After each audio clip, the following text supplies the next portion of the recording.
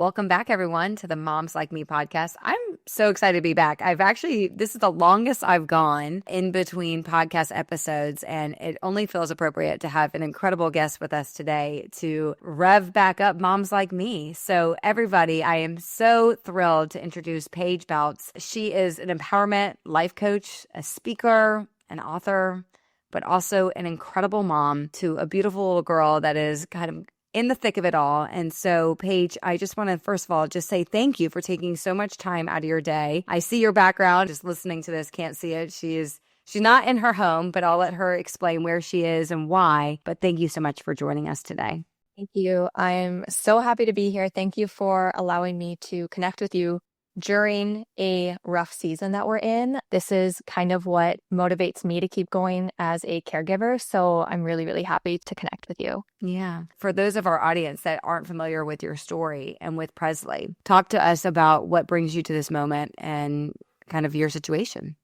Yeah. Okay. So I am a mom to a beautiful little girl. Her name is Presley, and she's 6 years old. Presley was born premature in 2019. She was born 7 weeks early. So we spent 7 weeks in the NICU. I'm from Saskatchewan. So we were in a hospital there. And after the NICU experience, when she was 18 months old, we were kind of being followed up because she was a premature baby. And because she was premature, I was never really worried about delays in where she was at for milestones, because they always said, in a corrected age. And one day when she was around 18 months old, the therapist said to me, she can't pull to stand yet because she has cerebral palsy. And that was the first time I'd ever heard the term cerebral palsy. So within 3 weeks, I got a formal diagnosis of spastic diplegia cerebral palsy, which is a form of CP that affects the lower extremities of your body. And she's a GMS level 2. So she's quite independent, but she does need support to move.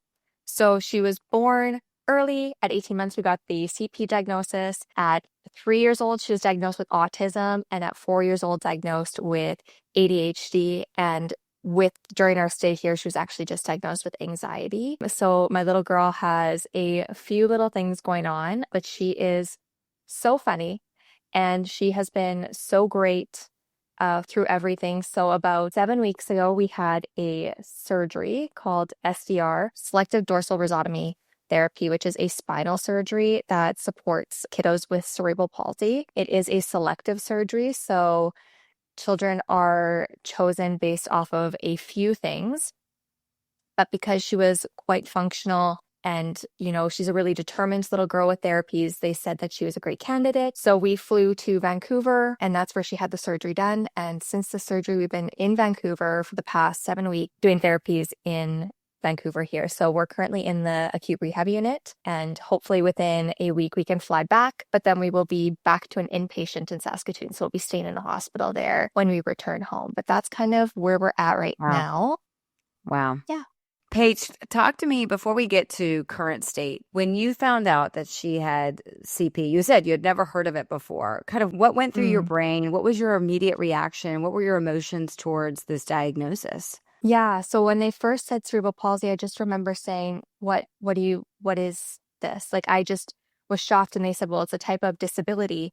And, all of my siblings were born premature, and none of them really had anything to prove that they were preemies. They didn't have any diagnoses. And so I just thought, we were untouchable. It didn't even cross my mind that we would end up with a diagnosis. Looking back now, it makes sense. She was early. She had meningitis. She had a mini stroke. So it makes sense that there was something that had caused her to be disabled. But I went home, and I remember telling my parents, and they're like, well, no, she's just behind, that's not true. And so I had to really go through my own process of not Googling everything. At the time, I was working with a life coach, and she was so great to listen to me, to hold me. But I got really frustrated when I was trying to navigate it, because I felt like nobody could understand what I was going through. And it almost kind of pissed me off what she was saying, because I'm like, you don't get it. And I think that came from my own anger of me not fully understanding either. And I had to work through a lot of my own ableist things that I grew up in a really small town. I didn't know anybody who was disabled. It was a whole new foreign world that I was just kind of thrown into. And so it took me by surprise. And when she got the formal diagnosis, that's when I was kind of like, okay, this is something that's going to change the rest of her life. And my very first fear was, I hope she can dance. Like, I grew up as a dancer, and that was something that, you go through like stages of grief when you first receive a diagnosis, of grieving what you thought your life would be. So I definitely went through grief, but I could see how resilient she was. And I knew that, she would live a great life no matter what. I remember I went straight to like TikTok and Instagram, and I searched hashtag cerebral palsy, and I found some really, really great advocates and people who are adults living with CP and thriving. And I used that as proof that, no matter what comes our way, like, she's going to be fine. And so, yeah, it shook me. It took me a moment, and then I had to reframe and be like, this is my life. And it's not about why me. It's about why not me. Why can't I have this circumstance? Everybody in the world is navigating something. So I need to do something about it instead of sitting in victim mode, because that wasn't serving her or I. I love, by the way, the fact that you use social media as a positive. So often social media is pinned as this kind of like negative spiral where you see all the worst things. And I think sometimes it depends on how you use it. If you look for the positive in those situations, sometimes you'll be surprised at how, in some ways, it can be a relief to see people further along in their journey, to see families smiling and laughing, and to have found some sense of, honestly, some sense of pride in their situation, as opposed to, I think, at the earlier stages where for some parents, they're so afraid and maybe even shameful because they don't yet know how to comprehend this diagnosis. To that point, I'm curious, I think so often when you hear the word disability, there's a visual that pops into people's heads, and then you see your daughter. Like, how did you assess kind of what you thought disability was versus when you looked at your daughter? Like, what was the difference that you found once you realized that she was going to be in this category for the rest of her life? At first, I felt sad for her, because what I had seen was, I guess my idea of disabled would be like struggling, like always struggling. But then I was able to see people who were thriving. I was able to connect with parents who were thriving. And my anger didn't necessarily, or like my frustration, I guess, kind of turned into less frustration about like being disabled, but more so the barriers that people who are disabled face and the ableism that surrounds people, and our lack of knowledge, lack of awareness around people who are disabled. And that's kind of why I started sharing on socials when Presley was younger, when she was first diagnosed, like, what is CP? What does CP look like? How does she walk? Just so people could see that, like, there's actually nothing to be sorry about, but there are things that are going to be more challenging for her. And it's not necessarily her fault. It's our fault as a society for failing people who need that support. And the thing about that too, I think, is, releasing some shame and guilt about what you didn't know until you're in the shoes and you're like, oh, okay. Yeah. Now I get it. Now I see it. I'm in this facility right now, and it's an acute rehab center. So there's many different kiddos coming with their caregivers. And there's a family who we were cooking in their kitchen, and she said to me, I'm a runner. And her son was in a medical procedure, ended up being paralyzed. And so she's navigating having, now a disabled son. And she said, when I run, I get so angry at the buildings who are so inaccessible for my child, where before I didn't see that. And kind of where you have to forgive past versions of yourself for not knowing any different than what you're seeing right now, because there's so many layers to it. Mm-hmm. And it's so complex. And it's something that you wouldn't recognize before, and now she does. And just very quickly learning that, the disability isn't something to feel sorry about. I think it's, okay, now that we see these barriers, it's not Presley's fault that the world is ableist, and she has the opportunity it's her life. She'll decide. And I hope that she follows kind of in the same energy that I have, where it's like, what are we going to do about it? How are we going to move forward? How are we going to empower and educate people? But she has the opportunity here to, thrive and show people what you can do with a disability. Right. And as a neurodivergent individual too, she's also navigating being autistic. There's so many different things that she's going to have to navigate that I don't know firsthand. I'm an able-bodied white woman. I'm very privileged. And so I don't know the barriers that she has. And I think that that also can bring up a lot for caregivers.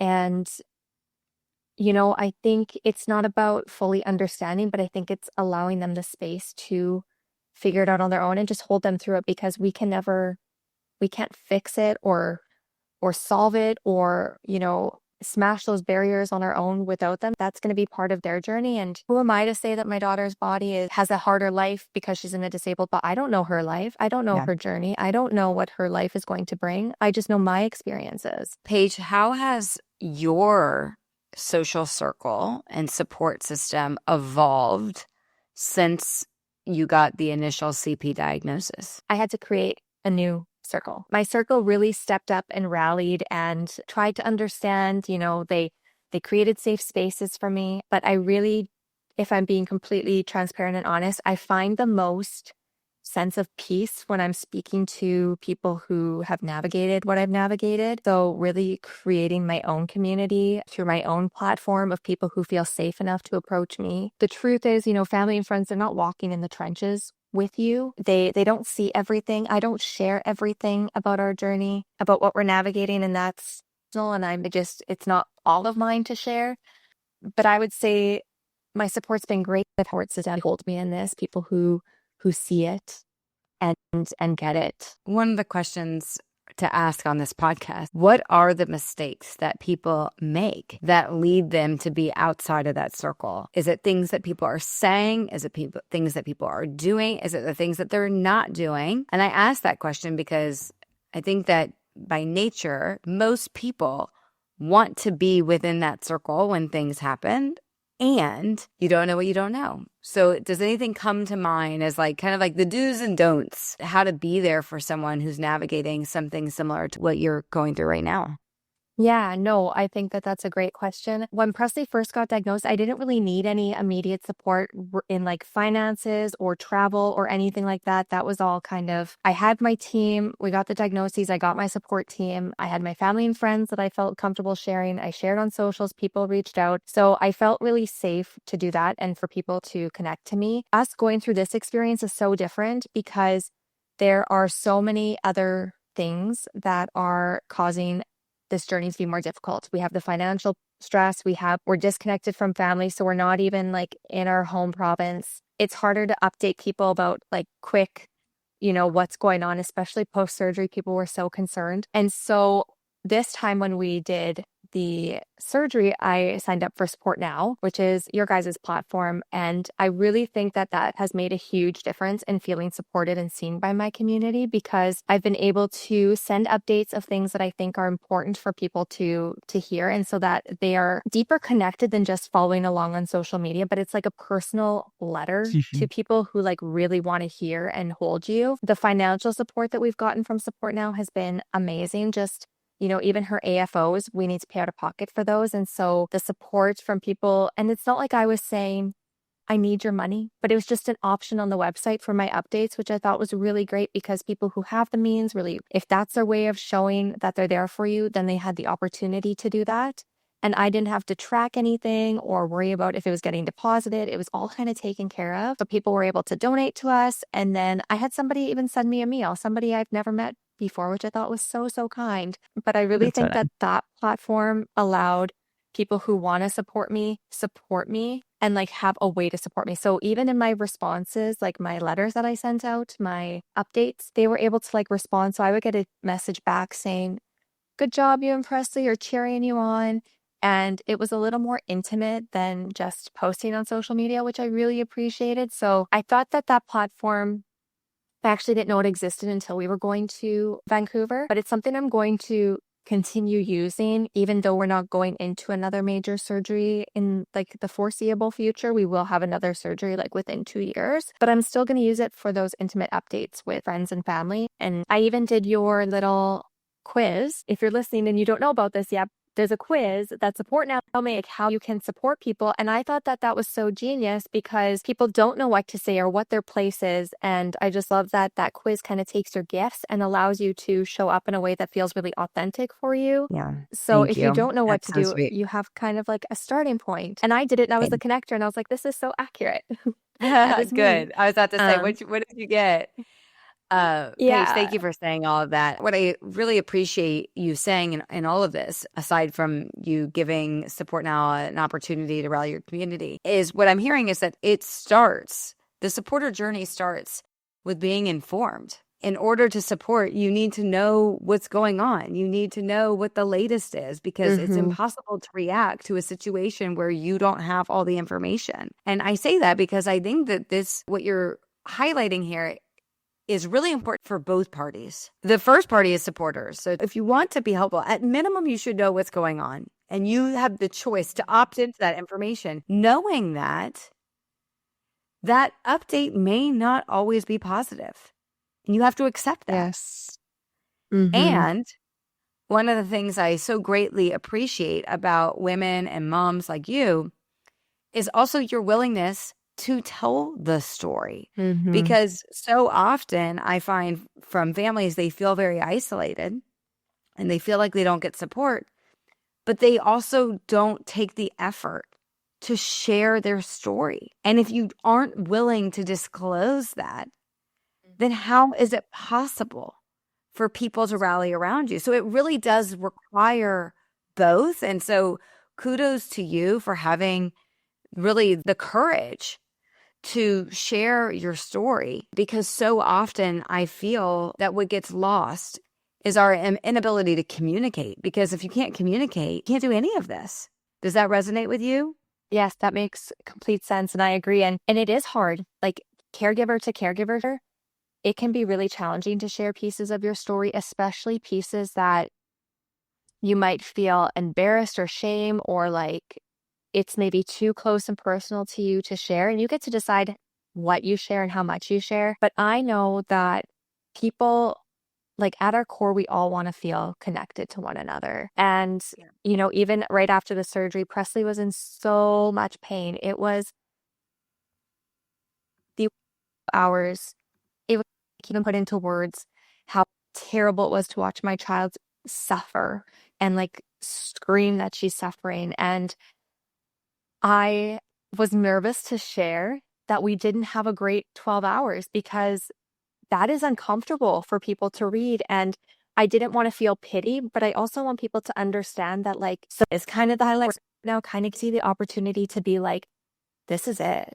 Like, this is really what's going on. And I mean, you can share whatever you want on socials, but people usually gravitate towards steps and, oh, you know, people, when you talk about the diagnosis, people might get a little uncomfortable or about how much pain she was in or how, you know, she was fully able to walk before and now she's in a wheelchair. And to like talk about that can make people feel a little bit like, ugh, what? How do I even respond? Because it's easier to respond and to celebrate than it is to sit in grief and to sit in pain. I totally agree. That matches what I see anecdotally. Certainly, it's people always want to project positivity because that's what people are more receptive to. And people struggle more in the difficult moments because if they themselves have never been in your shoes, they just freeze up and they don't know what to say. And as I often advise is just sit with them in it, because there's nothing you're going to say that's going to make it go away. You know, where you're going to find kind of like the strength of your relationship is actually just feeling what they're feeling, which is pure discomfort and hardship and sadness, because sometimes that's just what it is. Like there's not always a happy ending, and not everything goes in this like movie like way of you go in and it's hard and then it's good and everything. As I think we all know, and you certainly know this as a life coach, life is not linear. Life is bumpy. It's turbulent. I completely agree with you. I also want to ask you, while I have you, how are you navigating both being mom, a caregiver in the hospital, with just like taking care of yourself. Like, what are the things that you're doing, Paige, to make sure that you have a sense of yourself and that you are maintaining your own identity in this? Because I think that it's so easy as moms in general to kind of get lost in your children's things, their lives, but especially in this case, what are some of the things that are allowing you to keep going and with such kind of like positivity? Yeah, it's been difficult to like hold boundaries and to do things for myself. I'm going to be honest. There are moments where I really think a huge piece of moving through this is allowing myself to break down for a moment and cry. So I've definitely given myself permission to feel all of it instead of pretending like I'm completely fine, because there are moments where I am not. Right? I would say getting outside for even a 5 or 10-minute walk, reutilizing the nurses or care aides and giving Presley her iPad and just taking a moment for myself. I really kept up with my like morning routine when it comes to, so I brought bands and I would do like a little banded workout. And then I would do my skincare that I normally do, like things that I do at home that are kind of like my daily things for me. I just made sure that I kept doing them there. One thing we did is we utilized Uber, and I would have pre-cooked meats, or I would prep a bunch of food and leave it in the fridge for Presley and I, things that are easy for us to eat, to make meals a little bit simpler, just so that I'm not worrying about that kind of extra load. Journaling, reading. I have my own life coach. I have a therapist. I take medication. So really just doing things that I do at home and trying to copy paste here in this environment. Yeah. It's not perfect. I would love to be able to go to the gym. That's not, my option right now. My option is to do something, movement, anything, just literally committing to anything, even if you don't feel like it, even if you're crying while you're doing it. What is something that you know that when you do, you're going to feel better and it's going to be supportive for you? And then also reaching out to friends and calling them in moments where it feels too heavy has definitely helped me keep a piece of my identity too. But it's hard not to get lost in this caregiver role. Sure. And it seems like you mentioned earlier that it sounds like there's some activities in the hospital that have allowed you to make relationships with other families. Has that been a source of like an additional support circle that maybe you didn't anticipate? Yeah, it's very similar to when Presley was in the NICU. I stayed at the Ronald McDonald House, and there were other families there that you get to connect with and have like little chats with. I would say more so, I feel a sense of peace being here navigating this, knowing that everybody is also navigating something. So it's kind of like we have like an unspoken relationship where we don't need to sit down and really share what's going on. We just kind of get it. And I think that's been really comforting. I have met some really lovely families here, and it goes to show that it's not you against the world. Everybody's in the world is navigating something. We all have our own cross to bear. And it's really helped me shift my perspective and to see that it's not just Presley who's navigating things. There's a ton of people navigating really hard things. Yeah. And so you're not alone, right, even if you feel like you are. Yeah. Paige, I have so enjoyed this conversation with you. And I know one of the things that you've done since Presley was born is you wrote a book. So if someone is interested in learning more about the book or where they can find it, or even just finding you online, where can people follow along? Yeah, so you can learn about my NICU book. You can learn about my life coaching, ways that you can connect with me and do partnerships or collaboration at my website, paigebautz.com, or you can follow me on Instagram. I'm really active on there. I'm at Paige Bautz. Love it. Well, Paige, thank you so much for joining us today. It is always so rewarding for me personally to meet the moms that are taking care of these precious kiddos that are also happen to be using our product as well, and to like actually create a relationship with you to better serve you and to better understand the challenges that you face. I mean, this is at the heart of what I believe in, is it's really getting towards the human connection in all of this. So thank you so much for joining us today. The thing about cerebral palsy that I've learned in the last year and a half is actually how common it is, but it's not really spoken about. And so I think the more that people see that CP is this like very common thing and it's not something to be afraid of. And here's a mom that's navigating this. I think that creates such opportunity to bring us closer together and to almost like redefine what disability looks like, because it doesn't have to be, or it doesn't have to sound as scary as it is. You just have to know how to talk about it and how to interact, not just with the person with the disability, but with also the people that care for these children. So thank you so much for joining us and look forward to many more conversations.